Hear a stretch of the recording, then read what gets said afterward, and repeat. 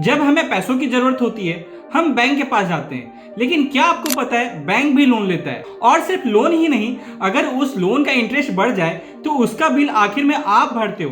कैसे, चलो समझाता हूं। जब बैंक को पैसों की जरूरत होती है तो वो आरबीआई से पैसा बोरो करता है, और आरबीआई जिस इंटरेस्ट पर बैंक को लोन देता है उसी को रेपो रेट कहते हैं। अब मान लीजिए आरबीआई ने रेपो रेट 6% से बढ़ाकर 6.5 कर दिया।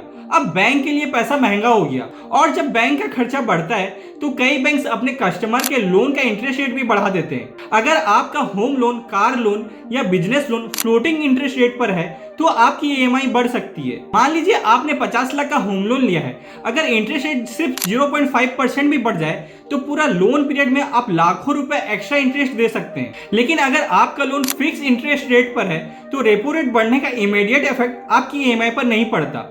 इसीलिए लोन लेने से पहले सिर्फ इंटरेस्ट रेट मत देखिए, यह भी जरूर चेक करिए लोन फिक्स रेट पर है या फ्लोटिंग रेट पर, क्योंकि कभी कभी आरबीआई का सिर्फ एक डिसीजन आपके हर महीने का ईएमआई बढ़ा सकता है। वैसे अगर आपने अभी लोन ले रखा है तो वो फिक्स इंटरेस्ट रेट पर है या फ्लोटिंग इंटरेस्ट रेट पर, कमेंट में जरूर बताना। और ऐसे ही फाइनेंस और मनी स्टोरीज के लिए फिनक्रेडल को फॉलो और सब्सक्राइब जरूर कर लेना यार।